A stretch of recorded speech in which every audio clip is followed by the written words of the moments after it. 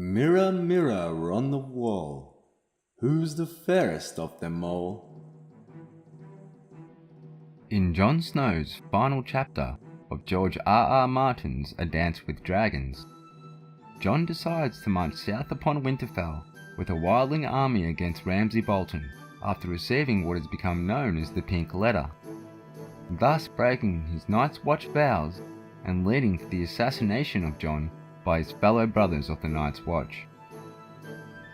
In this video series, I will create a direct link to the story arc of Jon Snow and the well-known fairy tale Snow White, as well as using evidence from the text and touching on information from outside sources such as history, religion, symbolism and folklore to deconstruct Jon's death, his transformation and ultimately his resurrection, whilst also taking a stab in the dark at what his future may hold.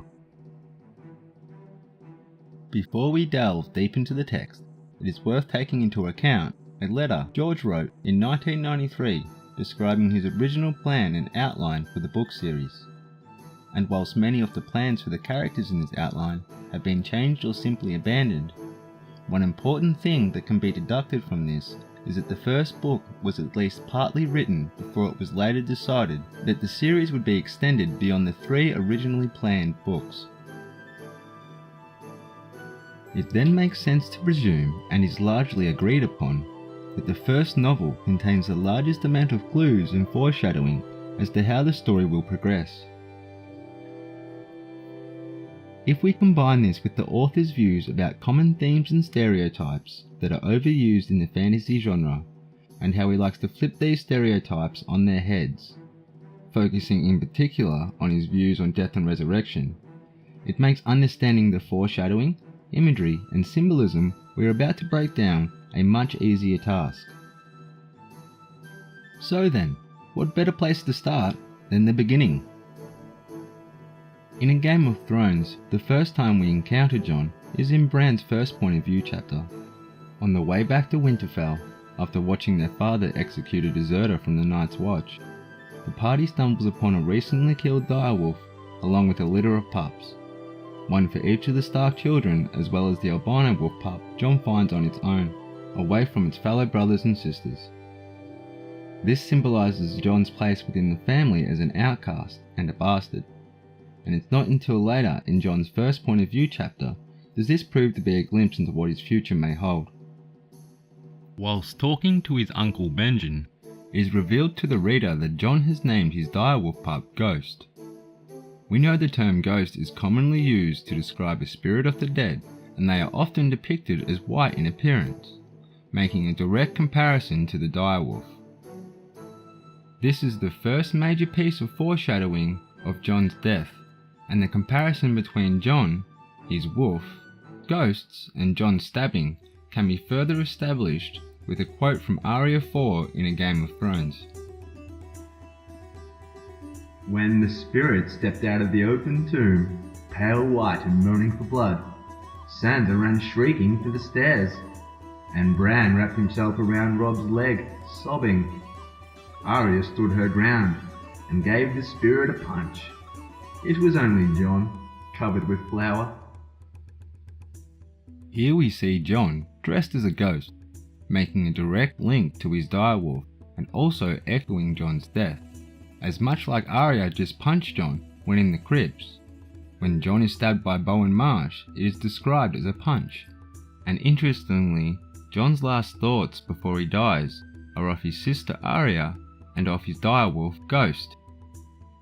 If we continue looking for clues in Jon's first point of view chapter, we get a very well disguised but very telling piece of foreshadowing when Jon first meets Tyrion Lannister that alludes to Jon's death and the specifics in which he will be resurrected.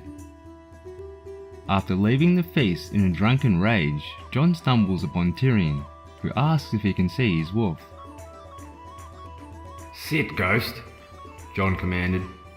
"That's it, keep still." He looked up at the dwarf. "You can touch him now. He won't move until I tell him to. I've been training him." "I see," Lannister said.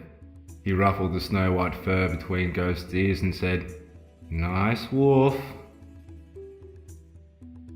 While she would be forgiven for simply passing over such a well-hidden clue, let's break down why this passage in particular reveals so much. We learn later in the story, Tyrion is the son of Tywin Lannister, the Lord of Casterly Rock, a stronghold known all across Westeros for being built on top of a gold mine, and helping coin the phrase, "A Lannister always pays their debts." Now I know, you're probably wondering, why is this all so important? And what on earth does it have to do with Jon Snow?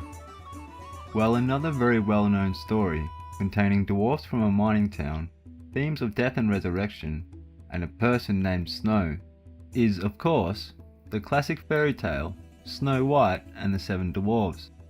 And if we take a closer look at the quote mentioned earlier, we can see Ghost's fur was just referred to as Snow White by Tyrion, a dwarf from a mining town, which just so happens to take place in Jon's very first point of view chapter and the first time he encounters Tyrion Lannister. But before I break down the many parallels between the story arcs of Jon Snow and the fairest of them all, let's quickly go over the story of Snow White and the Seven Dwarfs, for those who may have forgotten a detail or two. Snow White and the Seven Dwarfs is a classic children's fairy tale originally written by the Brothers Grimm and made popular in Walt Disney's 1937 animated film. The story is about Snow White and her envious stepmother, named Queen Grimhild. Also known as the Wicked Queen, she is envious of her stepdaughter's beauty. The envious queen orders Snow White to be banished from her castle, and orders a huntsman to track down and murder her innocent stepdaughter. Upon meeting Snow White, the huntsman can't go through with the deed, and instead warns Snow White about her stepmother's evil intentions. The evil queen finds out that Snow White is still alive and hiding in a cottage with 7 friendly little miners. Disguised as an old hag, the queen brings a poisoned apple to Snow White, and after taking a bite, Snow White falls into a death-like sleep. Thinking that Snow White is dead, the 7 dwarves place her body in a glass coffin, so her beauty can still be admired. It is not until a prince kisses Snow White's lifeless body that she is awakened from her deep sleep. We have already mentioned the parallels between Tyrion and the 7 dwarves. Now let's break down the rest of the similarities between both Jon's and Snow White's story arcs and the other characters that play a key role in the 2 stories. Snow White's mother dies shortly after giving birth to her beautiful daughter. And whether or not you subscribe to Jon's mother being a Shara Dane, or the more commonly accepted Lyanna Stark, it is the same case in Jon's story, as both ladies die shortly after childbirth, with a Shara Dane jumping from a tower into the sea, and Lyanna Stark dying after giving birth to Rhaegar's baby. The relationship between Snow White and her stepmother, the Evil Queen, is paralleled by Jon's relationship with his stepmother, the Lady of House Stark, Catelyn Tully. Much like Queen Grimhild forcing Snow White from her castle, in Catelyn's second point of view chapter in A Game of Thrones, when Ned decides to go to King's Landing to investigate the murder of Jon Arryn, Lady Stark gives Jon no option but to leave Winterfell, forcing Jon to join the Night's Watch. And we learn in the same chapter that this is not the first time Catelyn has tried to rid herself of Jon. Whoever Jon's mother had been, Ned must have loved her fiercely, but nothing Catelyn said would persuade him to send the boy away. Catelyn is envious of the rumoured relationship her lord husband had with a Shara Dane, who she believes is Jon's mother. Ned would not speak of the mother, not so much as a word, but a castle has no secrets, and Catelyn heard her maids repeating the tales they heard from the lips of her husband's soldiers. They whispered of Sir Arthur Dane, the Sword of the Morning, the deadliest of the 7 knights of Aerys Kingsguard, and how their young lord had slain him in single combat, and how they told afterward Ned had carried Sir Arthur's sword back to the beautiful young sister who awaited him in a castle called Starfall, on the shores of the summer sea. A Shara Dane is referred to by many of the characters throughout the text as being one of the most beautiful ladies in all of Westeros. And it is no coincidence that much like Snow White is described as the fairest of them all, Catelyn describes Ashara Dane as being tall and fair. Catelyn's jealousy of Ashara Dane is symbolic of the wicked Queen Grimhild's jealousy of Snow White and her beauty. Much like the wicked Queen is reminded of Snow White whenever she peers into the magical mirror, every time Catelyn sees Jon, he is a stark reminder of the events that led to Robert's rebellion, the loss of her first betrothed, Ned's decision to father a bastard at Winterfell, and his supposed relationship with the fairest of them all, Ashara Dane. She had come to love her husband with all her heart, but she had never found it in her to love Jon. She might have overlooked a dozen bastards for Ned's sake, so long as they were out of sight. Jon was never out of sight, and as he grew, he looked more like Ned than any of the true-born sons she bore him. Somehow that made it worse. We have now established various links between the characters of the two stories. So what about the huntsman? Surely, if George has used Snow White as inspiration in writing Jon's story, at some point he must meet a huntsman. Well, he already has, although from all accounts, he isn't a very good one.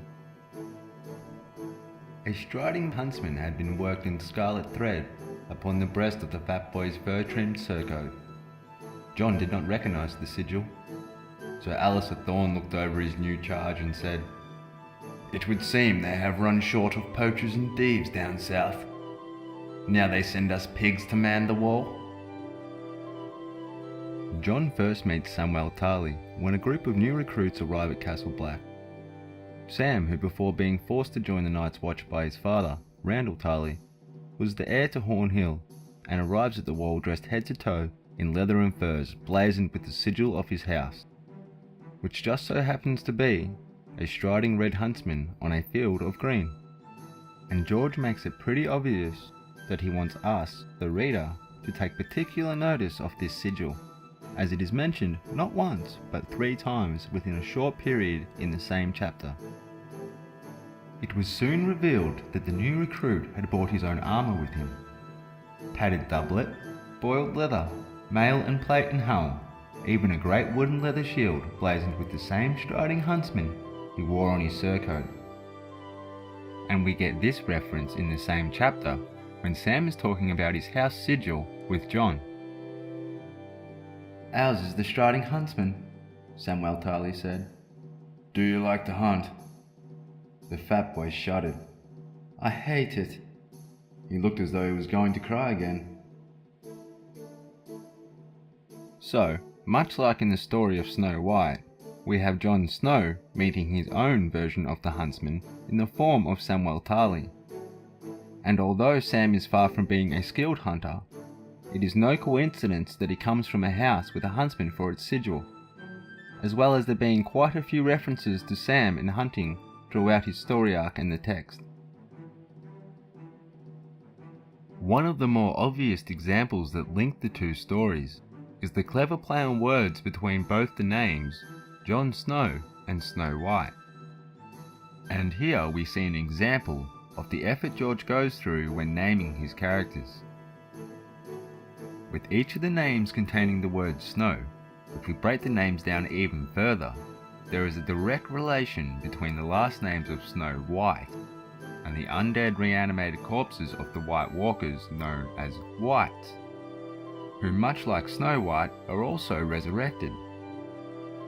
This puts a classic George R.R. Martin twist on such a well-known fairy tale, as we can now view Snow White as a Wight herself.